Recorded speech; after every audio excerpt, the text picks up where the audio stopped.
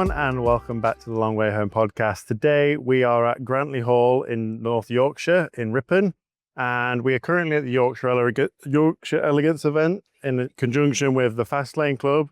But in this episode, we still want to recap the British Grand Prix Silverstone weekend. I actually was able to attend Silverstone again this year round alongside my family. Was there Thursday to Monday. Jordan, you've watched it and then you've watched it again today with a quick recap and some compile some notes. I'm going to go completely raw. I've not got any notes, but I've got it all up in here. I'm going to try and recap as much as I can day by day. So I'll kick off, Jordan, because I was there. Thursday, drive down, very clean drive down. Always is on the Thursday with my family. We thought when we got there, we decided that we'd change up from what we usually do, and we actually walked into Silverstone town. We stopped at a pub there, had some lovely lunch. It was great. And then the rest of the evening was spent at Whittlebury Hall in the pub garden, kind of enjoying it, having a conversation, recollecting stuff in the past Grand Prix that we've attended, etc., and so on. I unfortunately didn't bump into Keanu Reeves this year in the beer garden. Is that the same pub then? Same Whittlebury Hall Hotel is where we stay. It's very close to the circuit. And last year, I think it was it last year? Yeah. Bumped into Keanu Reeves and had a conversation with him after 2 beers. So unfortunately, it wasn't as a star-studded kind of cast of guests at Whittlebury Hall this year, but lovely hotel nevertheless. So Thursday was pretty chill. We was going to go try see David Guetta on the main stage. How was he there Thursday night? He was there Thursday night. We realised that with our tickets that we had, you still had to pay £50 to go watch him. And we were like, really, we can't be bothered. Yeah. It would have been good if it was free. We would have gone. Yeah. But 50 quid was like, we'll just make sure we get an early night, make sure we're up early tomorrow, and we can go buy the track for Friday. Main reason because, again, the weekend that it was a sprint weekend. So normally Friday, maybe not that bothered. There's lots of free practice to go on. Yeah. But we've got one free practice for this weekend because the Saturdays are going to be qualifying, sprint qualifying, all that kind of stuff. And Sunday being the race day. So very action-packed weekend. Friday, how much of this stuff did you see for Friday, Jordan? I didn't see any Friday stuff. So yeah, I can give the quick recap on that. So Friday, we stayed the whole weekend at the Fusion Lounge Hospitality, which is by Stowe Corner. And when they come off the final straight, which I can't remember it's into Vale and all that kind of stuff, I think it is. So right opposite where the Lando stand, and the Lando stand had 16,000 fans in it this year, and they were all packed out Friday, Saturday and Sunday. Normally, again, grandstands are a bit quieter on a Friday. Before the week, yeah. But as many of you may know already and seen the facts and figures, it was the most attended Grand Prix, British Grand Prix, and in the world for a Grand Prix weekend. Yeah. It was 560, 560, 4,000 attendees, which is a massive amount of attendees, massive amount of people enjoying this sport. I would say that it was very good on the Friday in the Fusion Lounge. The sun was blaring all weekend, so it's fantastic being able to go out on the kind of terrace area, watch as the cars go by. Not sat on hills in mud. No, not absolutely Not dusty like mud, Barcelona. ants and all that kind of stuff. But it was a lovely, lovely experience. We got to see the the practice for Formula 3, Formula 2, Formula 1. We also had F1 Academy on that weekend, so there was no Porsche Super Cup this weekend. It was all F3, F1, F2, and F1 Academy. So got to watch them. It was amazing to hear the cars on the track again. F3 again, sounding spectacular. Yeah. It's crazy seeing that amount of cars on the track. Loudest of the lot. One, yeah. But then we got to see some historic as well over the weekend, and some of them cars are just crazy. Zach Brown was driving one of the McLarens, and he was just absolutely ragging it. Which you would do if it's not your own car. You just obviously have fun in it. And I think you could tell the ones that were either a little bit more cautious or the ones that were driving their own vehicle, they were taking it a little easier. So that was Friday. And then into Saturday, we had, I can't remember if it was qualifiers and sprint qualifiers. No, sprint qualifying, I think, was it on the Friday? Sprint qualifying Friday, sprint Saturday. Yeah, so that was equally interesting to watch. We got to understand who was going to be where going into Saturday. Friday night, again, we had an early night. Saturday, watching the sprint race was phenomenal. So we all picked someone to support in all of the 3 races. I'm talking Formula 3, Formula 2, Formula 1. Haven't really identified anyone in F1 Academy right now. I don't know of any Brits driving in F1 Academy. No. There might be, but I've not really looked into it massively. F3, again, we don't really have anyone that we're massively supporting, but there is a guy called Slater, who's one of the Brits, and he was in first place, or at least in the top 5 for a lot of the weekend. So we were supporting him as a fellow Brit at the British Grand Prix. F2, I have a new favourite. Yeah. Or as my girlfriend calls him, or has to pronounce it in Bulgarian, Right. Nikola Solov. Okay. It's not Solov, it's Solov. And it's not Nikola, it's Nikola. Nikola. So as I understand now from Bulgarian, if you say L's, a lot of L's just sound like you've got hot potato in your mouth. So, Nikola. okay. Okay. Oh, Nikola. Oh. So Nikola Solov, supporting him, and he did fantastic as well. I've forgotten the rules for it, but qualifying, wherever they qualify in the sprint qualifying, they then race. But then for the race day, they then reverse the grid. So however they qualified, they flip it. So if you was for the top 10, so if you was 10th in the qualifying, you would become first on the Sunday race, but not for the sprint race, you would be 10th. So essentially, they don't give them a qualifying session because it's too much. Yeah, anyone 10, 11 downwards, you're screwed. You're just going to be whatever you qualified. Yeah. But for the F2 race, it's a really interesting way of doing it. And obviously we were talking about, because we've not really looked into F2 much, now I'm really getting into it. We were thinking, like, obviously, clearly you could just game that then. Like, you would always try not to qualify first to try and get more points. You try qualify like 4th or 5th, that way you don't get much of a flip, but you might still be able to break through to the front for the crowd, which came to fruition for Solov, because I think he qualified 5th, I want to say, and he came.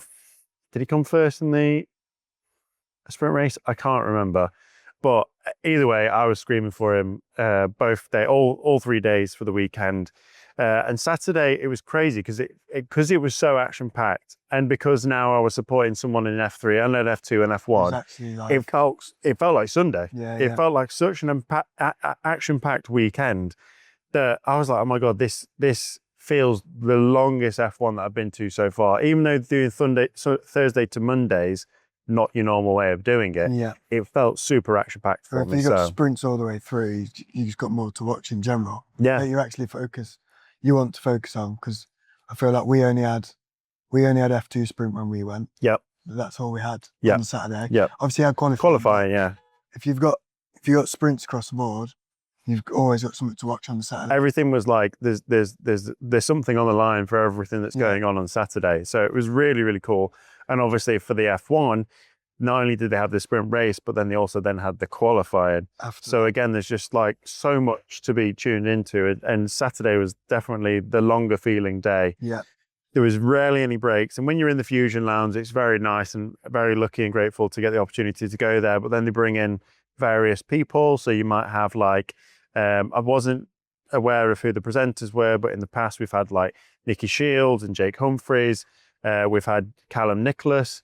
This year we had a bit of Callum Nicholas and we had 2 other presenters, but we had Natalie Pinkman come in, we had Karun Chandok, we had Naomi Schiff, we had all sorts of people come in there, and it's really cool to get up close and personal with them. Speak to them. You're not really getting much of a conversation with them. Maybe when they come off stage, you can try and grab them for a bit. Crofty came in as well, which was kind of cool. Listening to do the whole, it's lights out and away we go, and like everyone's like cheering and going along with it. So it's a really cool atmosphere. So in them little slots in between where everything was happening on the Saturday, you come back inside the tent, and again there's just more going on. So it's an overload of kind of sensory overload. Yeah, but it's really, really cool.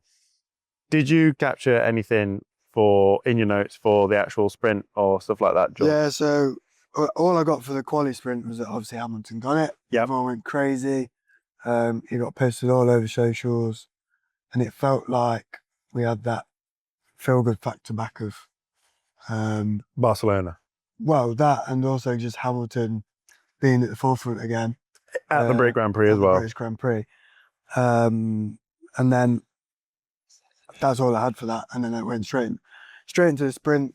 I think I caught up on the sprints the night of, and then I watched the race live. So Yeah.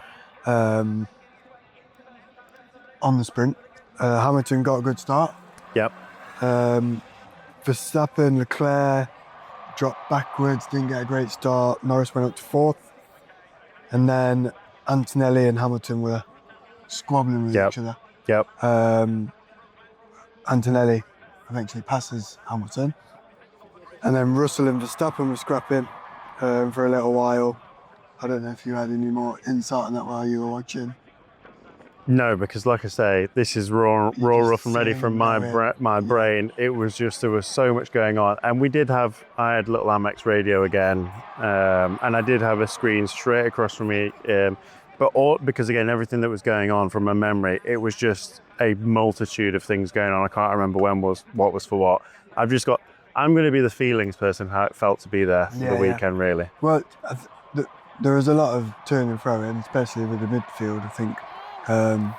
Just because of the nature of everyone smashing their boost and getting overtakes done. Obviously, the nature of Silverstone is fast, long, well, sort of long, but there's a lot of long straights and then fast curves as well. Fast curves, you can, as long as the car anchors down, you can sort of shift through. So there's not really any slow range corners. No. So the boost works really well. In fact, it works a bit too well. I think loads of people use a boost too quickly. Yep. And that made it that on the second half of the lap, people would just fly past people because they'd run out completely of boost. That was something I think Verstappen had mentioned, is that I think he thought in the simulation it was like such an abysmal race to drive because, again, because you don't have enough places to recharge, it feels like you're going to be driving a lot of the lap with the car not at its fullest potential or top speed kind of thing. If you don't use it wisely. Yeah. But obviously the counteract is that you won't use it in one bit, but then use it in the second, so then you just go back past the person that you just... All the bunny hopping, Yeah, the bunny hopping was essentially back at that point. But yeah, and then obviously I just noted down that Antonelli stayed at front, Hamilton behind, and then Norris in third. So Russell and Verstappen continued behind that order, so nothing really changed in that respect. Qualifying, I remember nothing. No. So again, I only watched the highlights. Antonelli got the pole, then followed by Leclerc and Hamilton. I didn't really have any extra information from that. There wasn't really any tightness or... The Austrian one, it was very tight. It was like thousandths of a second. Yep. And then Russell went over the line and beat them, and then there's the yellow flag jeopardy. So not much report in terms of qualifying from me. Yeah. And then the race. Sunday. Well, I can quickly kind of go into a bit of the F3 and the F2 for that. So F3 was crazy again because there's 30 odd cars on track. So it's crazy when you do the very first recording of, like, obviously when I was at Barcelona was lap 3, corner 3 where we sat. So they were very, very bunched up by the time that we're coming around and we've got the first lap kind of recording. So they're all like squabbling and it's just like on the first lap. By the time they get to us, still by like the last 3 corners, they were still pretty close together in F3, and the sound again being absolutely phenomenal. But very, very cool, very scrappy race for F3 because again, there's so many cars on track at one time. Yeah. They're all generally a lot younger, so they're all got a lot of gusto in them and ego, and they're getting the shoulders out, elbows out. So really cool race. I can't remember where Slater, I think he was doing well for a bit, but then I think his teammate, I want to say De Paolo or something like that, I think his name was. Yeah. Kind of overtook him and then struggled a little bit. And I can't remember the final, but I know that I think Slater, the Brit, didn't come first is what I want to say. F2 was a kind of record-breaking race for Nikola Sov, Right. Okay. because he's got 3 back-to-back wins now, and he won both the sprint race and the actual Sunday race as well. So he's doing fantastic in that Red Bull car. Now, all of the cars are all the same car technically underneath, Yeah. but obviously the team, the driver, that's all Choose the kind of setup, putting them sort of, but into. There's nothing. Yeah, it's not as intricate as F1. It's more. And Here's your car. the start for the F2 race was insane, because obviously now I'm really invested in it and I'm watching it. Nikola was in 5th place, and within the first corner, I think he was in 3rd place. Okay. And then by the 5th corner, I think he was up almost in 2nd, and he was just going and going. He's such an aggressive driver, and he takes the risks, he takes the punts, he goes on the inside or he goes on the outside. It's really interesting, his driving style. And you can see that he's very clearly very confident in that car. And I think he's a very good tender for moving into Formula One. Yeah. And his team right now in F2 is Red Bull. And we've said this before, F2, not F2, in F1, the second team, Team 2, RB Racing Bulls, they have 2 very good drivers right now. Lawson's doing very well. Hadjar, he's the other second driver. So Lindblad is doing very, very well. So I don't see them being able to move into that. Again, Hadjar's doing quite well and Verstappen's doing quite well. Yeah. Now, because now we know the result of this race, I think we know that Verstappen's a little bit not happy. Could there be something by the end of the year where Verstappen leaves Red Bull, that leaves an open seat, but it means that Soov goes into that and Hadjar becomes the season driver? Or maybe they move it again where a Lawson or a Lindblad moves into that seat with Hadjar as his partner, and then Soov can go into with the Racing Bulls. It's like his first year into F1. I'm not quite sure. I think it would be Racing Bulls, then through to. So someone from Racing Bulls would be promoted into RB. Yeah. I don't think it would be Lawson again though after last time. Well, maybe they will go, now that he's got a bit more confidence and he's had the opportunity to kind of prove himself without as much pressure, and he has been driving more consistently. Maybe they go, okay, we'll give you a chance again. I think for Lawson as well, he's a little bit unlucky because both him and Matt said that car was unmanageable last year. Yes. At the start of last year. Yuki struggled. Yuki struggled as well. He did a little bit better, but he struggled. But also the car did get better the second half of the year, as we saw, as Verstappen came back. Yep. But yeah, I'm not. Maybe Lawson would be okay, but I would think that. I think it'd be Lawson over Lindblad currently. Yeah. But whether they do a time test and Solov's actually better than both of them. Yeah, who knows? That could be the case as well, because I think you could tell Hadjar's way better than them two already. Yeah. Just even, he only had one season in the Racing Bulls last year, and you could tell straight away it was much better. He's had some consistency issues. He's had some strops because he has mucked up a couple of times and put the car into the wall. But when he does drive good, he drives good. And in the last couple of races, he's in like the top 8, I think. Yeah. So yeah, I think he's probably going to stay, and it would be a RB that would move up into the Red Bulls team. Yeah. And maybe Soov goes into there. If none of that happens and Verstappen stays, I don't know. There could be movement in other teams, maybe another team that other than Racing Bulls poaches him. Yeah. Don't know what it would be like, contracts and all that kind of stuff. But he's definitely a contender for F1, and I'm excited to keep following him throughout the rest of the season. And yeah, he managed to get first place, which was incredible to see. I think it was like the last couple of laps, I want to say. I remember watching him. He was just like, again, when you're doing it track side and you're not watching the screen as much, it's like you see them, and I remember Soov being many car lengths behind from I think it was the pink car, the Alpine, BWT Alpine, and I was like, he ain't going to make this up. And then after 5 laps, he was gaining, and he was gaining, and he was gaining. I was like, I know, within 2 laps again, he's going to be going around this guy. Yeah. So it was really cool to watch him. And I think where we was, as they come out the straight, he literally did the overtake in front of us. So it was really, really cool. I think that's what we watched in Barcelona as well. He was just coming back Like he was a bit further back. Every but lap you could just all see you him saw, coming around turn gaining, 3, he was gaining, like, oh, gaining, it's gaining. closer. Yeah, It's yeah, yeah. closer, and then he did it.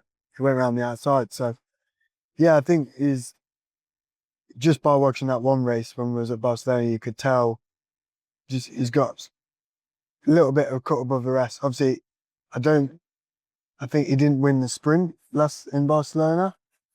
I don't think he won the sprint. I think someone else did. I but can't remember. he's definitely got something. If he's doing it consistently now. Yeah. But yeah, he'd have to win the championship to probably get within a shout. Yeah. Of actually moving forward. If he wins the next race, then again he's pushing the records further and further and further. So we'll see how he performs in Spa. I think Spa's the next one, isn't it? Yeah.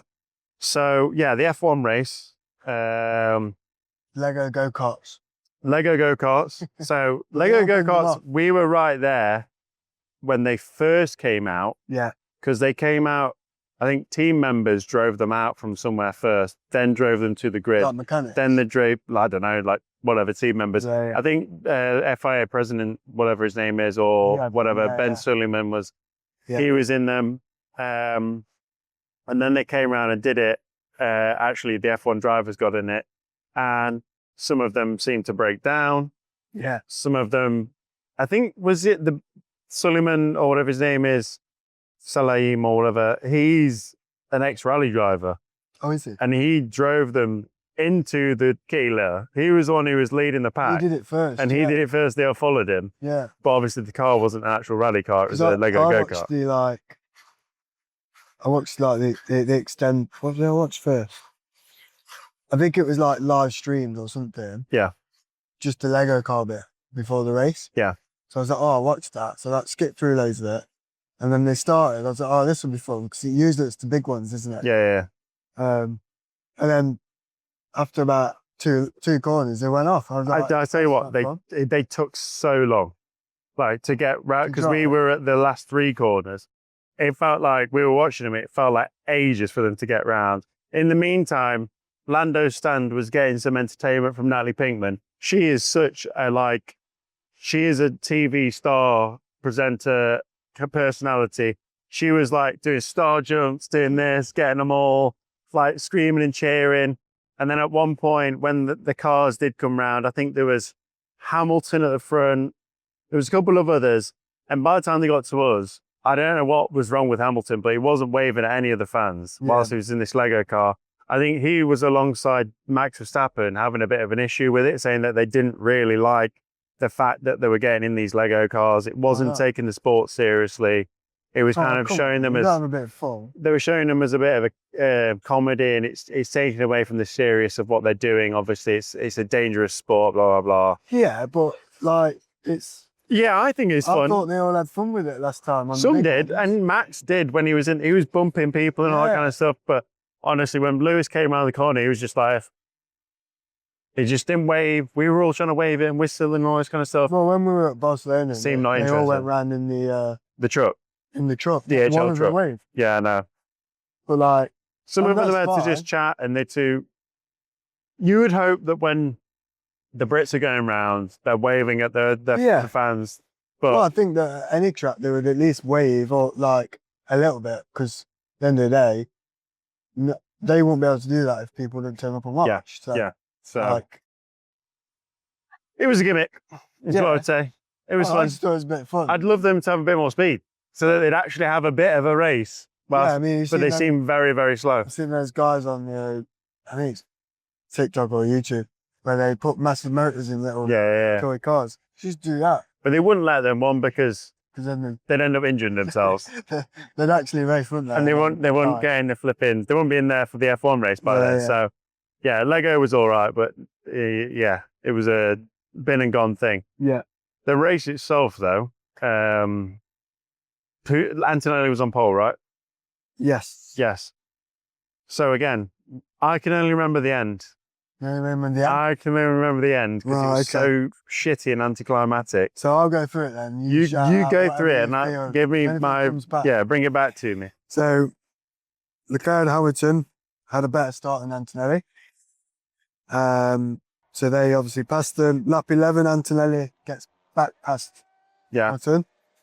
Verstappen gets Russell on lap 17. Yep. Hulkenberg then goes out, so that's crap for my fantasy. Yep. Lap 42, so from 17 to 42, I don't think much happened. Yeah. And that's from a live. This isn't from a recap. This is from a live perspective. No drama. Antonelli pits from second and then comes back out in fifth, and then Norris gets past him. And then Antonelli has to pit again. Yep. Because he had an issue with the wheel cap. Yes. The aerodynamic Yeah. cap. Then he comes back out on lap 45, comes back out in 10th, and then that's can't read. Can't even ride your own arm right, can you? That's right, quickly, the phone was dying. Hi guys, quick message from me here. So the audio that you're going to hear in the next part of this video is going to sound like we're shouting. It is because we are. The AI has done some kind of scrubbing of the audio on the main stage at the event. There was DJ and there was saxophone very, very loud coming through the microphone. So we've done some AI jiggery pokery to kind of scrub that from the audio track, but it still sounds like me and Jordan are shouting at each other. So apologies for that. Hopefully you can bear it till the end of the video as we finish off this recap of the British Grand Prix. That's what I put, bad for fantasy. So, because Antonelli had to drop back. Yeah, I put, yeah, I remember now. So Antonelli was having issues, wasn't he? Yeah. And everyone was saying on the radios, like, he's showing his slight immaturity here, where he's like, 1 minute he's like, no, the car's not working, it's not working, why am I not power, why have I got no speed? Yeah. And then he's like, right, okay, box car, pit the car, we'll DNF it. And he's like, no, actually I can keep it, it'll be fine. He was just like looking for some piece of encouragement of like, you're going to win it. Because obviously he's very close to getting caught, being overtaken. He's like leading the championship. He wants to win this year. And I think every moment in them laps, he was like, I can see it flashing before my eyes that I'm going to lose this kind of thing. I think he just generally spotted a problem. You knew he wasn't going as fast as he could have, because obviously he would have been lapping normally before that. So then they said, oh, it's this. Come in and take that off. And they tried that. Which what it was. But then he went back out. He's still not right. Some of the aerodynamics just obviously wasn't right. He was happy to just get, like, even if I can stay in the game and just get 1 point. Like, he's like, I just want to stay in. Like, let's just get something if I can. So he said, look, I'll stay out. The worst that will happen is I carry on not having 1 point. Yeah. I'm not sure if they get any money for finishing or not finishing. I know I think it's just one of the things, if it gets to the end of the season, if you lost by 1 point and you know if you go back and it's like, if that race I could have just stayed out, you'd kick yourself, wouldn't you? So yeah, that was bad for my fantasy. Because did you have in there, didn't Piastri go out? Because bad for your fantasy, I'd done the chip where you could have limitless. Right. And I think, did I put Verstappen in it? I can't remember, but I put Piastri instead of Norris. Because I thought Norris was going to bottle it this weekend. Right. That weekend. But I put Piastri in, but Piastri DNF'd, I think. Or didn't do as well. I didn't get DNF. I don't know if he DNF'd. But he didn't do as well, and then Norris did better. So I was mad about that. Verstappen DNF'd. Yeah. So after Antonelli comes back out, Leclerc went first. And then Antonelli got 5 second pole for track limiters because he literally because he was trying to keep the car. Yeah. So I think the commentators were saying that's a bit unfair because obviously he's not even lapping quick enough to gain an advantage from Yeah. But rules are rules. Rules are rules. Verstappen then crashes. Yep. Gets on the radio and say the car's we were right there. Like where we was. Where it come off. I remember just for whatever reason I was looking there as it happened. I wish I had my phone out. And it was the same problem he had before. Yeah. Where the wind doesn't shut. Doesn't shut as properly. He's got no grip on the back. So he doesn't get his downforce back when he brakes or when he should get it back. So that's happened twice. So he was not happy bunny on the radio. I think along the lines of, this car is fucking shit. Yeah. Bleeped out.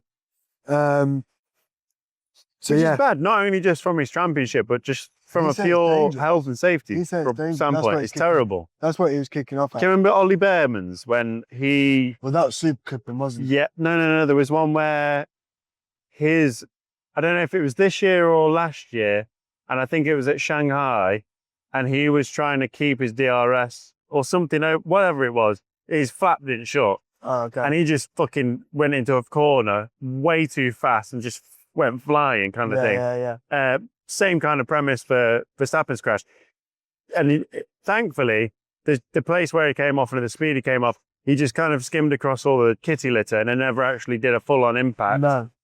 Which is like another one I saw when Joe when you did it. At some pace because he was just going around that corner as normal. Yeah. And obviously it didn't. Yeah. Didn't anchor in, so he just lost the back end straight away. So he DNF, and that triggered the safety car. Yeah. So then Hamilton and Leclerc thought we're going to pit. Yeah. Get super softs on or red softs. And then Russell goes into third.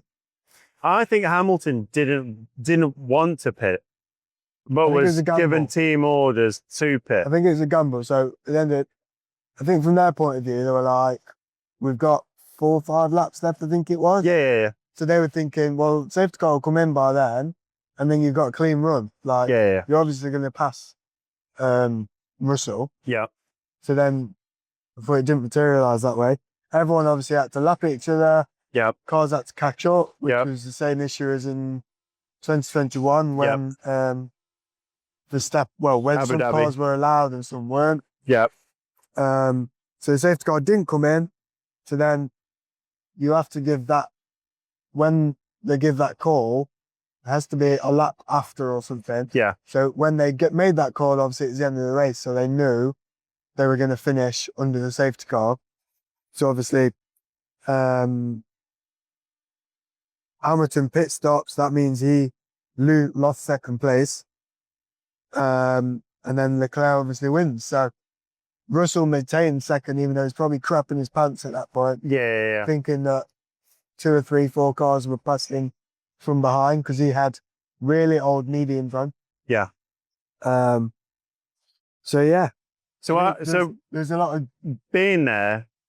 We were obviously on the radio where I was sat with all my family members, and we were like, "Oh my god, yes, this is it. Good ending." He's not in a great position, but we know what Lewis is like. It could have this entertaining. I think he would have passed final lap shootout kind of thing, and I think he would have given it the beans to try and do it, like all or nothing vibes kind of thing. For the Brit home win, all that kind of stuff. Would it have been back to back? I can't remember. Not back to back. Not back to back. But still, would have been phenomenal to see him win. And we saw them all come round. The cars had lapped themselves, but then it says safety car was ending, and we saw it just go past the pit exit again. And we were like, "What the heck?" And it was only once it went past, went back up on the screen. Then it went redeployed. Yeah. So it wasn't like redeployed. Yeah. Anyways, I knew instantly. I think a lot of my family members were confused about what's going on. And I was like, no, that's it. That's it. This is how it's going to end. And they were like, what? You can't extend And then it finally came over the radio because they were like, then the commentators were like, oh, wait, no. On Sky as well, they're equally as confused. Yeah. Obviously, it flashed up saying it was in, and then it flashed up saying it wasn't. Yeah. I think Chris Cooper explained the reason why it didn't come in. Yeah. I think it's to make sure everyone bunched up, and then you have to do it the lap after. Yeah. But it didn't happen in time. Yeah, they didn't get there. Which, again, rules are rules. And no, Michael, this is wrong. If you're going to do something one time and you're going to put it in the rule book, you now stick to it, rather than you could have made this another 2021 situation where you go, no, let's not unlap on this time. Yeah. To try and force Hamilton to win it and all that kind of stuff. And that would have been dodgy and that would have been contested. Yeah. So at least they follow the rules. It's a lose-lose, but... Yeah. But if Hamilton didn't pit, like he would have not wanted to do. Yeah. But was he behind Leclerc? Yeah. But if Leclerc pitted and Hamilton didn't, if Leclerc didn't, Hamilton he could have won it by a technicality. But I don't think that would. You would never anticipate it to not go that long, like you say. So, But yeah, it was a very anticlimactic end. I think everyone could feel the energy, and I imagine the energy was the same at home. Yeah. People were just like, oh, well, that's boring. That was shit. kind of thing. Yeah. Which it was in a way, but again, that's the way the cookie crumbles at the end of the day. So, but it was a phenomenal weekend. We were absolutely knackered by the end of that. Stayed at Whistlebury one more night, and then we were home the next morning, early 10 o'clock. We drove back, and I think it's one of my favorite weekends, even though I've done like paddock club and done all that experience, which is crazy. But I think in 2022, again, I wasn't as invested in F1 as I am now, with following all of it, understanding it and all that kind of stuff. And from an enjoyment perspective and the race and what was going on, one of my favorite weekends. And if it wasn't the way that it ended, it would be astronomically better, kind of my favorite weekend. So really excited to go again. I saw some friends from my colleagues from work, Brian and his son. That was their first F1 that they've been to. They decided to come over here because it's cheaper for them to do that. They had a great time. It's cheaper for them to come here. Cheaper for them to come here, yeah.